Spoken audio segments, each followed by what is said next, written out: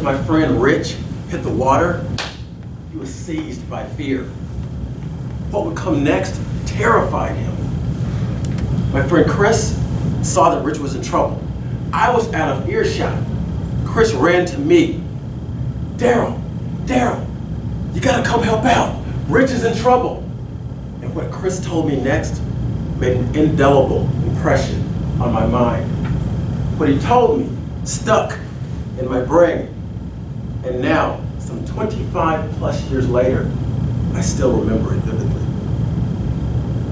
And I'll continue that story later in this talk. I'm gonna switch gears. How many of you would like to put together a talk that grabs your audience's attention from the first sentence, that held their attention throughout the talk, that moved your audience to action so that they followed what you suggested in your talk? Would you like to do that? Yeah. Yes? And if there was a success formula that helps you do that, would you be interested in knowing what that formula is? Yes. Yes. There is such a formula. And that formula is fully described in this book, Made to Stick, by Chip and Dan Heath. Chip and Dan Heath give us the success formula on making our talks stick. And we're going to dig into that formula. To start, I want you to do me a favor. How many of you know the nationwide jingle? Nationwide. I want you to hum it for me on the count of three. You ready? 1, 2, 3. Yes, almost. But I want you to do it again. I want to feel more here. You guys know that commercial? We're all familiar with that commercial. This nationwide commercial is one that has caught on. It sticks. And one of the reasons this commercial is so effective is that its message is simple. And simple, keeping things simple, is the first characteristic of a sticky talk. When the Heath brothers say that something is simple, they have in mind that there's a core message that the talk is centered on, and that we keep that talk focused on the core. And not only is there a core message, that core message contains a lot of meaning. Think about this. What is Nationwide's core message? Nationwide is on your side. Yes. And when are they on your side? They're on your side when you have difficulty, right? They're on your side if you have an accident. They're on your side if you're in trouble and need some kind of financial backing. All of that meaning is in that core statement. Nationwide is on your side. We would do well to emulate that, copy it, and make our talks focused on a core message with a lot of meaning. Simple is the first characteristic of a sticky talk. Many years ago, I was living in an apartment, and my wife wanted me to invest in a sofa. Daryl, we should get another sofa. I think our sofa is just fine.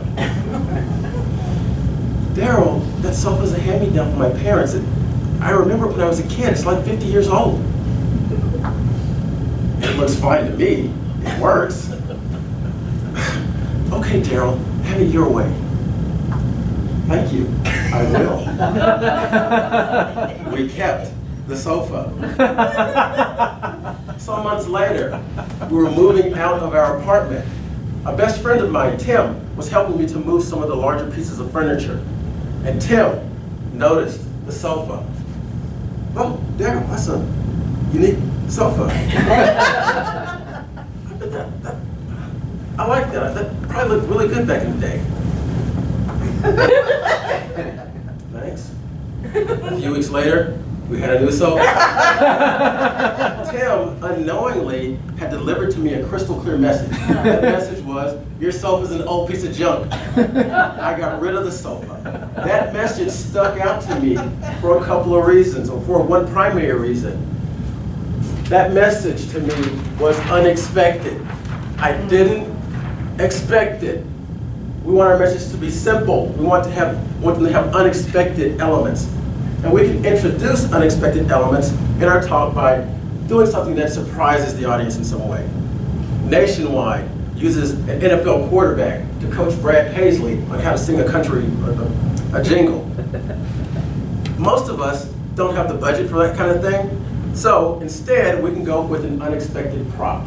Or we could have the audience participate in an unexpected activity, like singing a jingle to a Nationwide commercial. Unexpected is the second element of a sticky talk.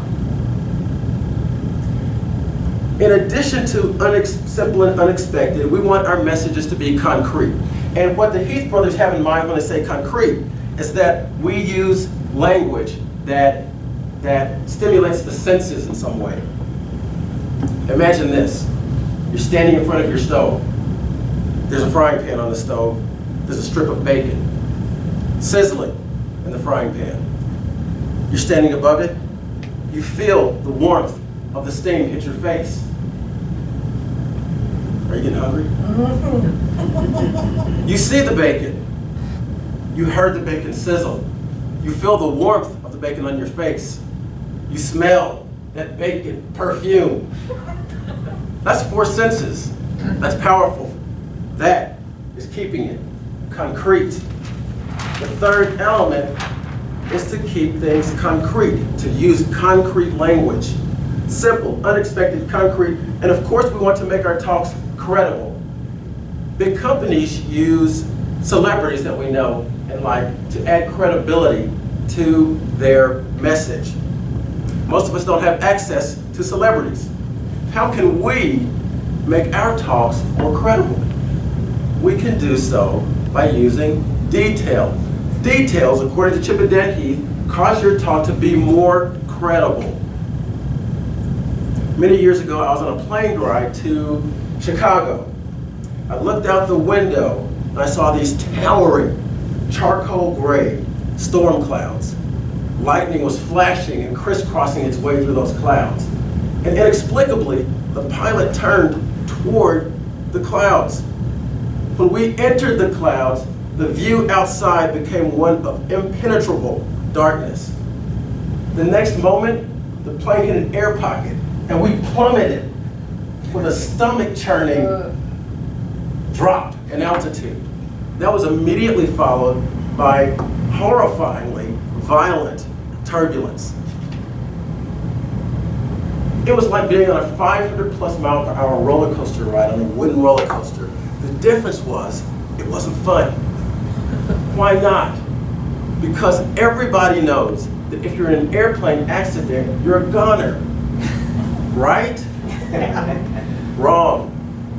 The National Transportation Safety Board did a study of airplane accidents from the year 1983 to the year 2000.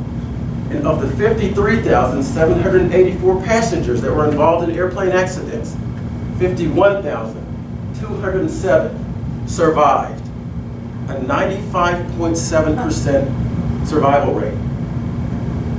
Had I known that fact back when I was on that plane, I might not have soiled my pants. That is a true story, told with detail. True minus the soiling of the pants part. Detail adds credibility to our talks. Simple, unexpected, concrete, credible. And we want our talks to be emotional in some way for our audience. That's the next element. It should be emotional. When the Heath brothers say your talk should be emotional, what they're saying is it should appeal to something that matters to your audience. So, if you follow this formula, it can help you to be more influential. If you follow this formula, it can cause people to listen and pay attention to you more. Your husband or your wife, your children, your boss. If you're a salesperson, it can help you to sell more. How many of you were somewhat motivated by what I just said? That is appealing to something that matters to you. In this case, it's your self-interest. It can be any range of things, though. That is how we introduce emotion into our talks. Emotional. Simple, unexpected, concrete, credible, emotional. And the last element we need to add to our talks and make sure they contain is the element of story.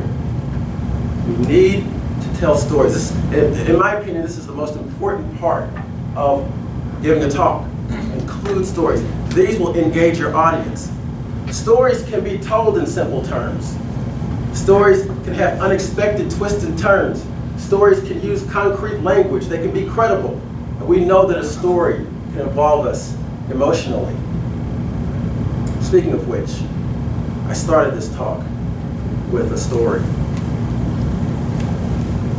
When I was 22 years old, I went to the University of Tennessee, Knoxville Student Aquatic Center with two of my friends, Chris and Rich. The pool area was bustling with activity. Students were swimming, frolicking, talking, people watching.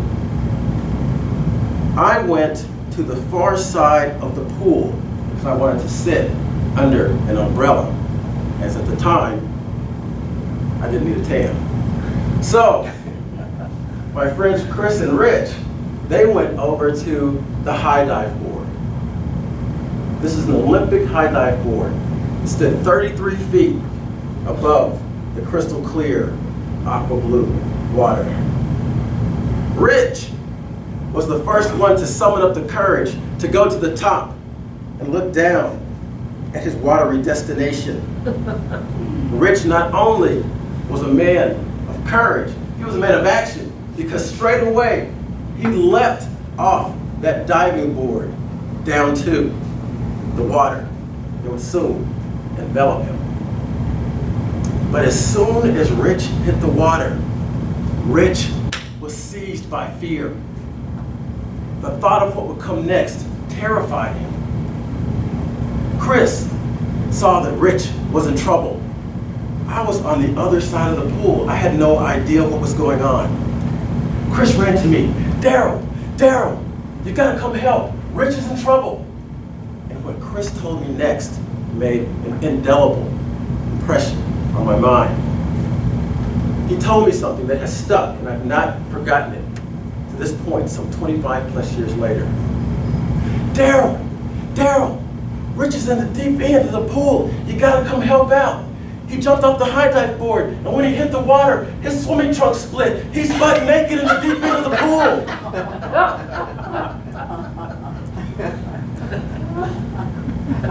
Chris's message to me was simple. Unexpected, you betcha. Concrete, credible, emotional. Rich was butt naked in the deep end of the pool. Rich faced huge obstacles. How could he get out of the pool without revealing his pasty nakedness to the student population? Luckily, I was wearing my swimming trunks on top of some spandex workout pants. I took my trunks off. I didn't want to walk around in spandex, but I sacrificed for my friend Rich. Gave those trunks to Chris. Chris gave them to Rich. Tragedy averted. Chris's story has stuck with me for 25 plus years because it contained these elements. Do you want your speech to stick with your audience for years? If so, then use the Heath Brothers success formula. Make your stories simple, unexpected, emotional, concrete, credible, emotional stories. That is your success formula. If you do so, you'll seize your audience's attention from the start. You'll hold their attention throughout the talk. And you'll move your audience to action, to act based on what you suggest in your talks. You'll make your talks stick. Mr. Toastmaster.